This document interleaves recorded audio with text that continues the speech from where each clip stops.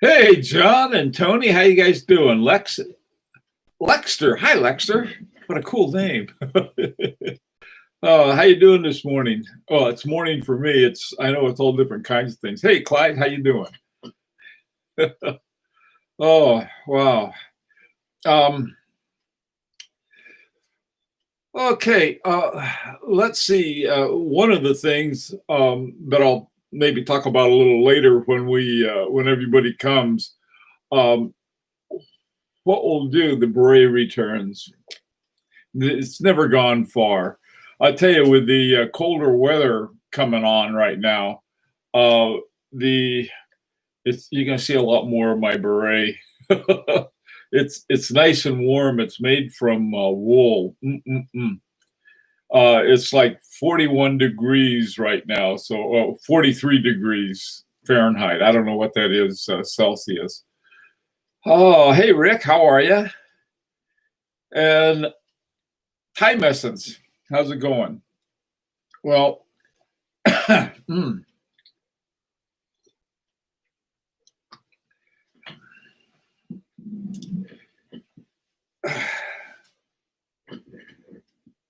it's hard to see. I've got on my the watch whose name I cannot pronounce. Van Cleef and Arpels, Pierre Arpels. Time here and time elsewhere. Um, yeah, 53, 56 down there. Yeah. Um, hey Tim, how you doing? Uh, um, Ahmed, how are you?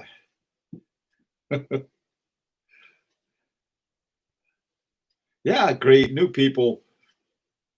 Those are great. I think, and I hope the old ones are well. Um, what I thought would be a good topic um, would be to talk about. Have you ever said, "Oh, gee, I wish I knew this when I first started collecting watches"? And I thought, well, uh, yeah, that would be a good thing to talk about.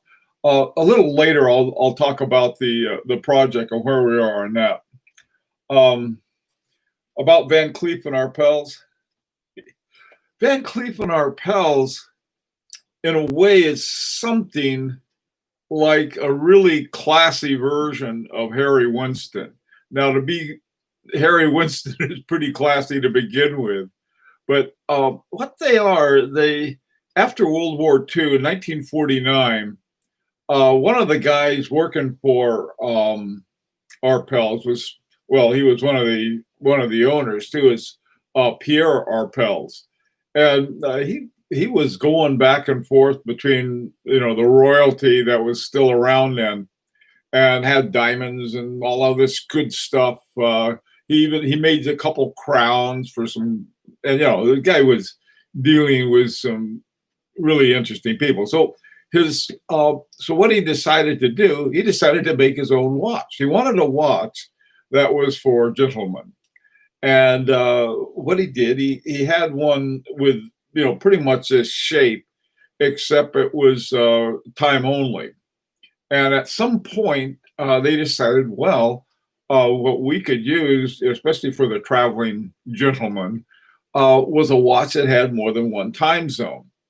And they had the original Arpels. I forgot what kind of movement, but one of the later versions of the Pierre Arpels had a Piaget movement.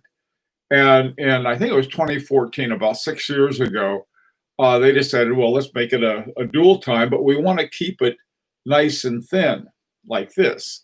And so they got a hold of Agenor and Jean-Marc Viderec, who had a few years before that had been the first recipient of the Watchmaker of the Year at the Grand Prix d'Horlogerie de Genève. And they had also worked with him before and won a ton of Grand Prix prizes. So I mean, this guy had a sterling reputation.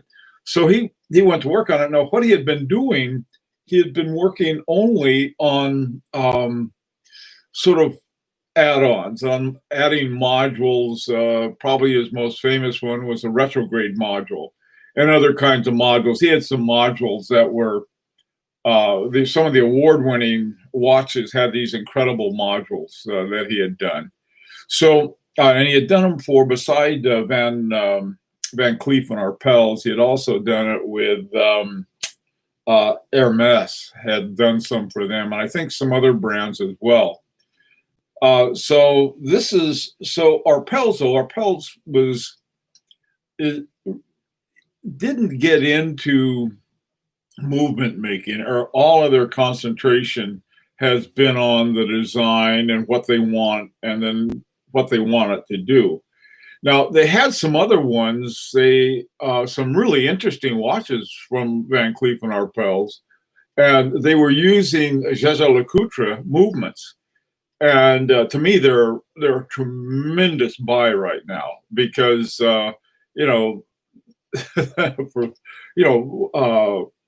FP Journe has just gone to the moon. Of course, Rolex is just, they jacked up all of their prices. Patek Philippe, and so it's so you have to look to find some of these really interesting ones, and I'm pretty happy. that's sort of the story behind it. But they've had it's sort of like getting one that has my emphasis has always been on the movement, and of course these famous jewelry designers, they do a real good job on the rest of the watch. Let's say, hey, William Rizzo, how are you today? Good to see you. Cool 79 with the Florida Keys. Oh, I love the Florida Keys. You go down there and read detective novels. Hey, Orange Hand, how you doing? Stoneful, hi. Tony, how are you, Tony? Thinner the watch, the higher the cost of service. I don't know. It's the higher the cost of everything. The thinner the watch, the more likely it is it's a dress watch. But it may have high service costs. And I finally concluded, if you're worried about high service costs, don't buy expensive watches.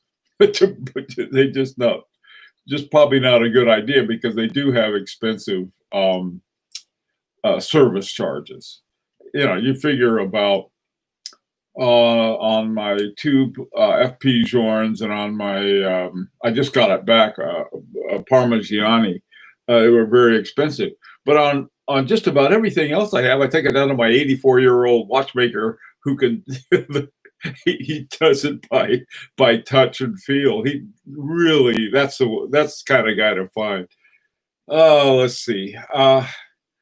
So Lee Van Cleef made the filling run. He's the one. Hey Lee, how are you? Desmo, how you doing? You're not very late, Desmo. You know some obscure facts? Yeah, Van Cleef. Well, I tell you, Rick, you have a wonderful collection, and you're a guy that it's like to find out. The more you find out about a watch, the more, I think, the more value it has, at least to me. I don't know about resale value. Somebody was something about resale value, and it's just like, if you buy for resale value, buy stock or something. Go into the commodities market and buy gold or whatever is going up these days. But it's one of those things. Hey, Andrew. Wish I knew how uncomfortable many bracelets were. One of the things I don't know, was it? I don't know if it was you, SNSide, but somebody asked me. They said they bought a watch, and they have a bracelet on it with a 19 millimeter bracelet, and they were really unhappy with it, and so they weren't wearing it. And what I suggested is to go down and get a real nice gaiter strap. Now, I had bought a Zenith Elite GMT a few years ago, several years ago actually, and it came with a band that was too small. Now I knew it when I got it, and as a result, I got a fabulous deal on it. I figured, I could just get a new band, which, or a new bracelet. But then I thought, I think it had a blue dial. I thought, man, this would look really cool with either a blue gator or a blue stamp gator. And so I went down to a local jewelry store and got a new gator band. They had to send it off for it. I got it, put that on the watch. It transformed the watch.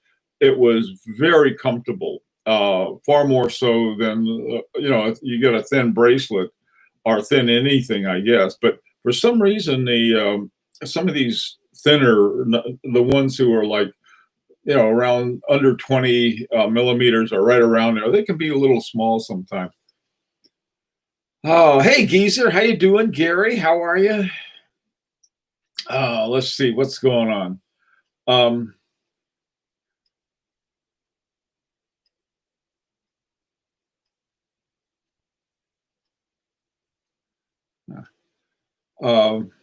Yeah, I'm the hunting dog. Yeah, Rick, that was what the sniffing out, like the hound with the nose. Yeah, that's right. It was you I was talking about. That was I tell you, that watch is like a super comfortable watch too. Hey, no idea. How you doing, man? Xiaomi Gu. What a cool name. What do you think about minor imperfections, quality issues for a 3.5K watch? Got a tutor where the lumen pearl on the red triangle on the bezel is a fraction off. Kind of bothers me. Boy, I have a monoretropont, Beauvais monoretropont, and it was a 70-year-old new old stock. And the loom on the whole thing, I mean, the loom on it had been put in a crate somewhere, and I don't know, it was from the late 30s or early 40s, and there were a bunch of them that they had. And so the outfit that I got it from reloomed the hands, and it wasn't great, but it looked better than the other loom. I think that would make the radiation alarms go off. So that one has some imperfections. In fact, I don't know of any vintage watches that don't. So if a little thing like that bothers you and you won't wear the watch and you don't like it, get rid of it. Me, on the other hand, I love my little monoretropont. Not only are they rare, but the thing keeps perfect time, and it's got I think it's the Valjoux 84 movement that has the monoretropont in it. It's a very cool watch. Just love it. And it's otherwise it's in about as good a shape as you could want to watch at 70 years old. Hey, Jason Ho, how you doing, man? Oh, great. Let's see. Okay, you guys, Ahmed and Zalmi, if you don't like it, boom. Hey, pseudoscientists, I love cheap watches. Okay. If the price reflected the imperfections, then okay, you can likely get the issue addressed at the next service. There you go, Rick. That's a good tip. Let's see. Take it to the RSC and get a new aluminum bezel insert. That's interesting. Hey, El, how you doing, man? King of the kludge. Hi. Okay. Now, let's see.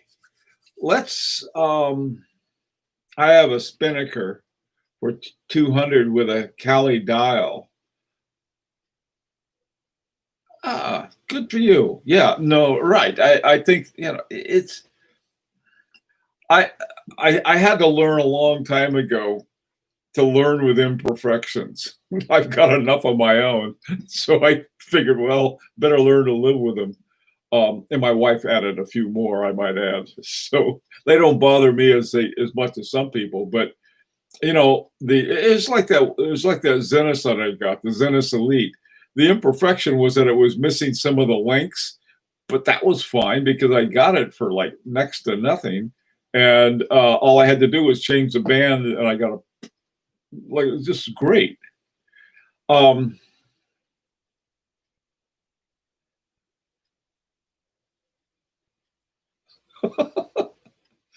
oh, let's see. Thoughts on how thick watches should be for each purpose. Casual business. That's actually essence of time. That's not a bad point. Your dress watches tend to have a thinner band. Uh, my very thinnest is my old Patek Philippe Calatrava. It's got a fairly thin band and a fairly small too. So, um,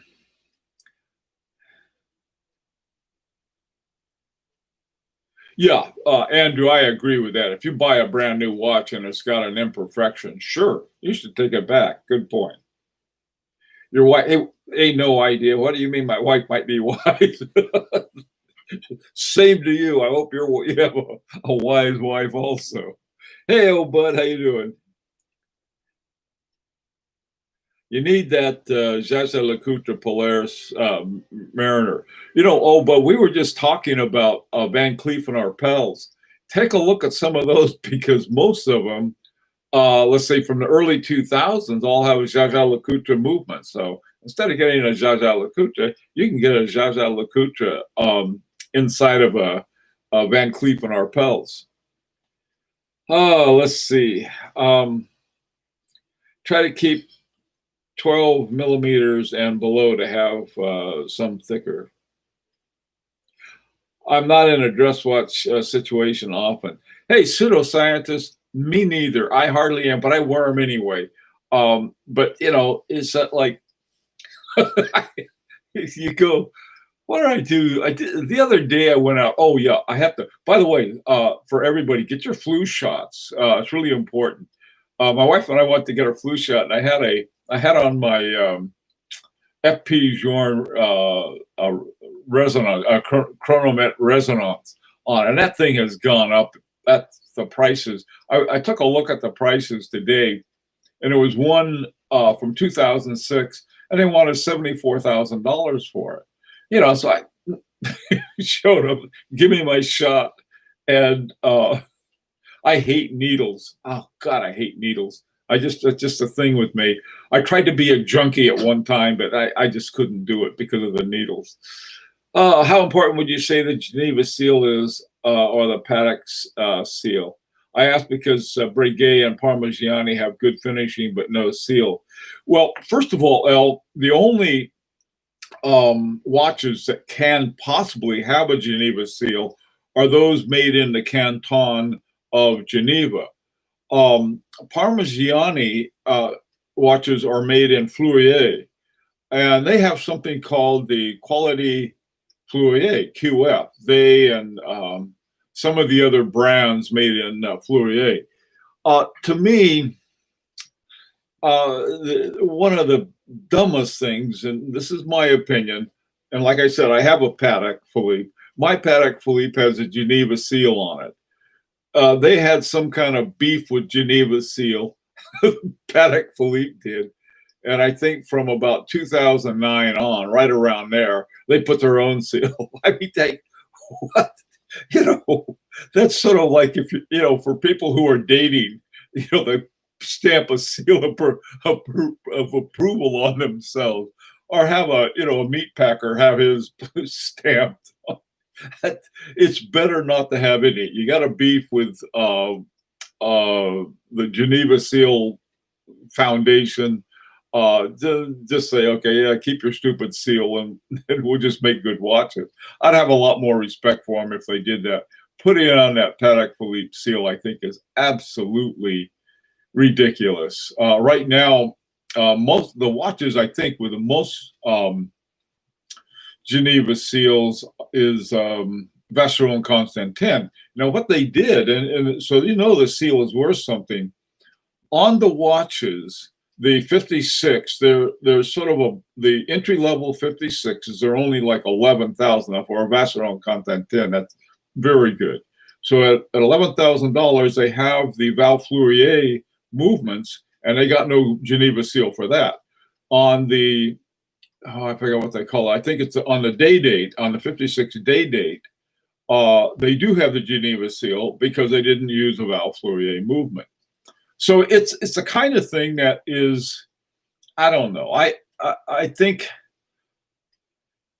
the Geneva seal is the oldest one. I think Omega uses something called Metex or something like that.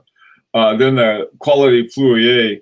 Those things that's rare to find a watch with a Quality Fleurier. There is a Parmigiani, Tonda or Toric, one of the two. It's called a QF, and a beautiful chronometer, and that it means something. The Quality Fleurier QF, what they did is that they wanted to make sure that they were at least as good. The criteria were at least as good as a Geneva seal. So they had everything that was required for the Geneva seal, and then add a couple more things to it. So the Quality Fleurier was supposed to be the best of all the seals. I don't know. There's a certain point where you look at the watch and it's a good watch. If you take a look at none of the FP Journes, and they're made in Geneva. In fact, FP Journe doesn't deign to put Swiss made. Instead, he put on his Geneva made. But none of them are measured by COSC. None of them have a Geneva seal, even though they are way over Geneva seal. None of the Dufours did. None of the, of course, Roger Smith, none of those did. But it's one of those things that is nice. My Easy Diver from Roger Dubuis has the Geneva seal, and that's sort of a nice thing. I got a Geneva seal, so there, and it's an excellent watch too, which that's the important thing. And I don't know about Breguet. There's a Breguet tradition. I absolutely love those. The ones that look like Abraham Breguet made them. Now, one of the interesting thing, I think it was early 2000s or late 1990s, Daniel Roth was the guy who revived Breguet. So what you're seeing, the modern Breguet, the style, the look, and everything else, was mainly due to the work of Daniel Roth, and he was with him for a number of years. And they had some kind of something happen, and then he left. And then I think he decided to start his own brand. He did that for a while, and then he did some stuff with Bulgari, which didn't work out too well. So anyway, hey Bruce, how you doing, man? Oh man, yeah, Bruce. Yeah, it's sort of like, okay, club members, what do you think? Okay, we'll approve it. Oh, let's see what's going on here. Tony, hi. You get your flu shot Wednesday. Way to go, Tony. Let me tell you, that's it. A lot of people think, oh well, I've got enough to worry about with a pandemic. Why get a flu shot? Get a flu shot. Trust me.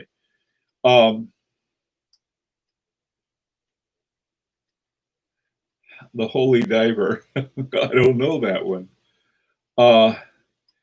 If I am R. Smith, I laugh my ass off about all the seals. Yeah. This is something that Roger Smith would do. He would, he doesn't need it. Neither does FP Journe. But, it's not, on the other hand, though, what it does is that any watch you get with that seal, that they've met a certain standard. Now, that's why it's so ridiculous for Patek Philippe to put their own seal on their watches. Patek Philippe makes excellent watches. They really do. And, every reviewer and everybody who looks at them says, yeah, these are great watches. They don't need that stupid Patek Philippe seal. I just think it's I don't know how you describe it, but it's not something they need. Hey, Stephen, how you doing? Welcome. Um, Clyde, what are you doing? You got all kinds of weird stuff. The Holy Diver by Ronnie James did. Oh, yeah. Well, there certain bars that in my salad days that I attended were perhaps appropriate for a diver. Okay, so listen, guys, we're almost out of time, but one of the things I did want to bring up again is that what advice would you give to a beginner? Say, I really wish that I knew this when I first started watch collection. What would it be?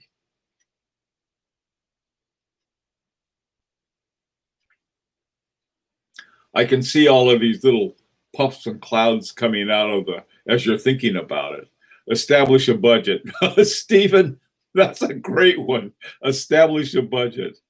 Don't follow the herd. That is another one I think that is great advice.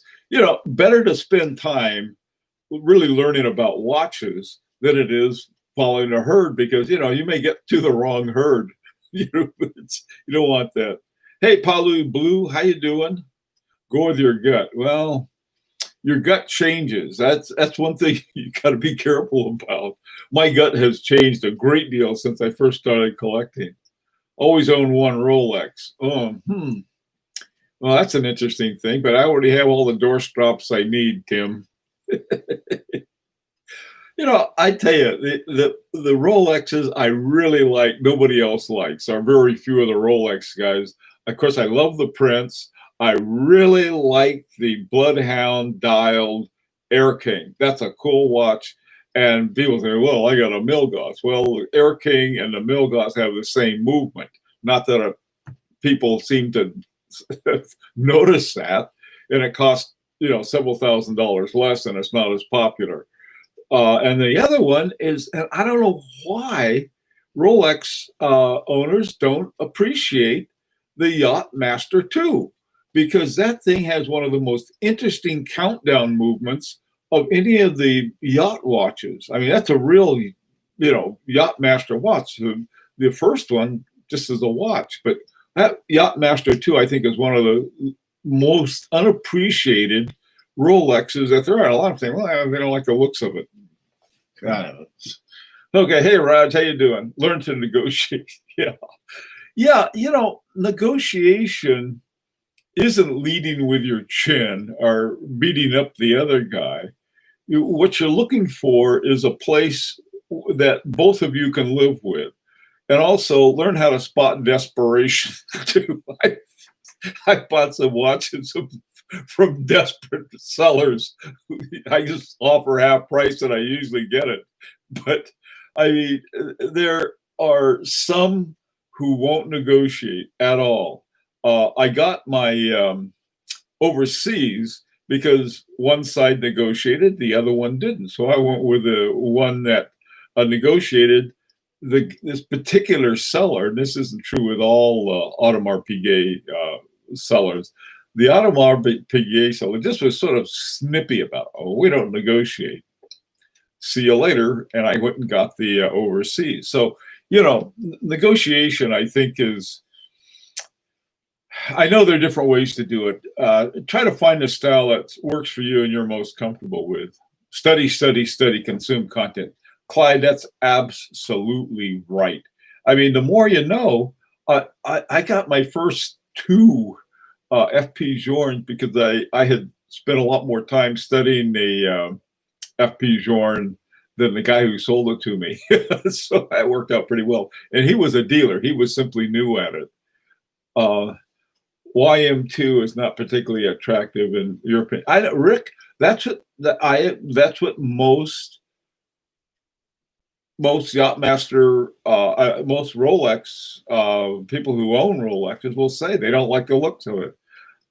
I like the looks of it, and I like and I especially like the countdown movement. But like you say, it's not a popular one. The Air King, even less so. And of course, then they quit making the Prince. So Watch habit, 6 Patek's. Okay. Save up watches with calendar complications for later. That's a good point. It really is. A lot of time people go out, the first watch they get, they'll get a real complicated one. They won't know what to do with it. Don't listen to the Pontiff Geezer. Listen to Geezer. He's the guy. Oh, what do you got? I reread Clyde's remark. That's funny. You have to go the distance. Omega, Patek, Otis, Oris.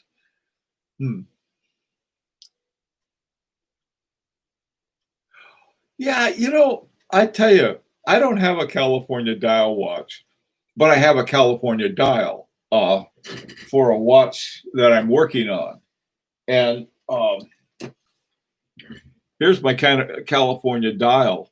And what happened was that I was making a watch, and my California dial didn't. It was too big for the case that I got.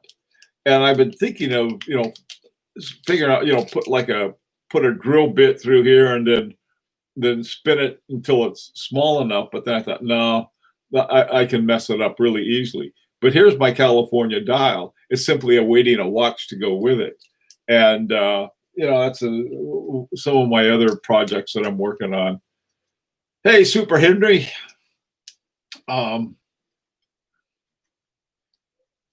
Is an Otis watch. Okay. Air King is very nice. I'm with you, Gary, on that.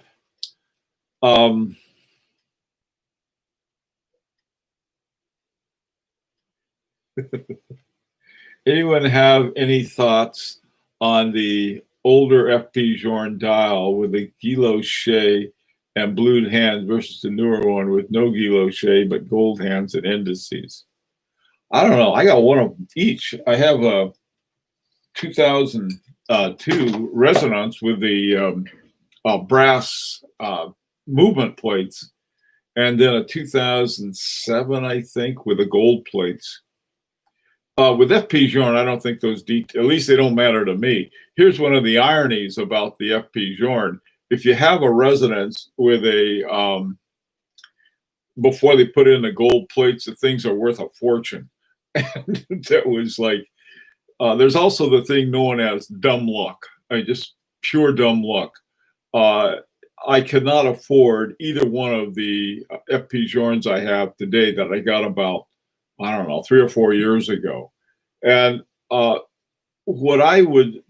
bought those watches because of the quality of the watch. I had no idea they would go to the moon like they have in terms of the price. If I'd got a blue, even more so. So if you have a watch that you like, it has a good movement, it's never going to go down in value. It's always going to have that value. Now, the popularity may go up and down, but the quality of the watch isn't. I have a fear of buying high-end complications. I'm mostly stuck to 3 hands and date functions and higher-end watches. Bruce, to me, there's a lot to be said for that. Having watches that have fewer complications to them. You tend to use them more, I think. This one has extremely, it's got like, they want it to have as, well, complications that you could see anyway. They wanted to have few, they wanted to have flat, jumping hours, retrograde minutes, like the watch we're building, or we hope to build,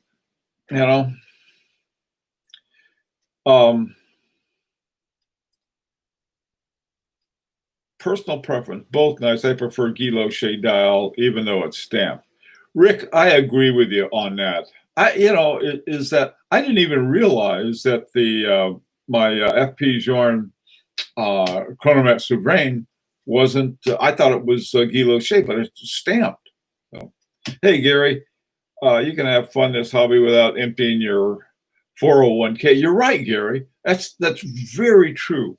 I was it did I finish it? Yeah, I just finished the video that I did yesterday was on watches under $1,000 for people getting started, and I was surprised what I was able to find.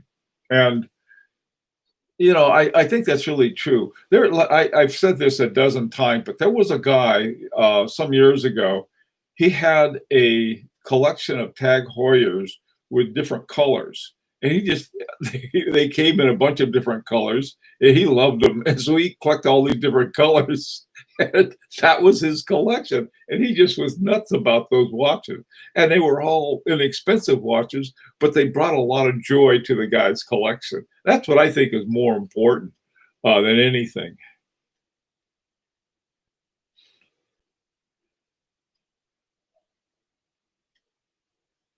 Yeah. Oh, and yeah. Well, how does that go? Fortune favors a prepared mind. There's something to be said for that, but it's like if I had bought certain other watches, that I wasn't buying them for investment purposes, but that was how they turned out. Okay, it's the stuff they use to thoughts about when to buy into micro brands. Oh, that's a good question. What the notion of a micro brand? I have a feeling, when FP Journe first got started back in the very late 90s, 1999, I think, is when he had his first um, watch that was called FP Journe. Uh, he was a micro brand. I think to me, buying into micro brands, that would be important. And the term micro brand is sort of an iffy thing. I'm always associate the word micro brand with crowd-funded, and bunch of yahoos got together, slap something together. What I would say is that a guy like you take Stefan Kadoki, okay, his stuff is getting started. Now he had a watch that really interesting watch, very simple, beautifully done, and he won a Grand Prix award for it too. I think in 2018, maybe 2019. But so there's a guy that his watches may take off and become very expensive, though they may not. Now, something else that I got an email from Marco Lang the other day. Not Rolf Lang, but Marco Lang. Marco Lang was a guy who was Lang and Hein until he got forced out because who knows? I mean, that happens. That used to happen in software companies all the time. The founders got the boot and it was taken over by big finance. The best example or one big example is Cisco Systems. But anyway, that's another story. But now, in the email, Marco, he was planning to have something come out in October this month. And I got an email from him. I said, well, it's going to be a little later because of the delays. One of the problems he had was getting certain parts, I guess, or something because of the pandemic. But now it's going to be interesting to see what he comes out with. One of the things that he hinted at was something like the Georg, where you look at the back and you see see all of the wheel train lined up. Something like that would be, let's say, more affordable somehow. God, what a watch that would be. And so now this is Marco Lang coming back. And the guy's not a micro brand. He's a watchmaker brand. And there's a big difference. A micro brand, they're good ones and they're not so good ones. You got these guys that have a mile of hyperbole and no talent whatsoever. One brand that I do like that might be considered a micro brand or just sort of a young brand is Ophium. Ophium, the thing I like about them, first of all, they use good quality stuff. I mean, you can start a watch company with a $1,500 Vaucher movement and put a very affordable watch together and have have right out of right out of the chute, you have a good watch. On the other hand, you can have these tales that go on using, less expensive stuff. Okay.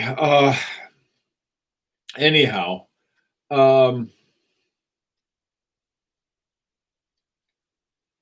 yeah, Ahmed, so what if, yeah, he did get assistance from Richard Hawbring. They worked together. And I think Kadoki, I think he and Marco Lang also did some stuff together. They're both in Dresden. Dresden is sort of like I think the high rent neighborhood of Glashütte.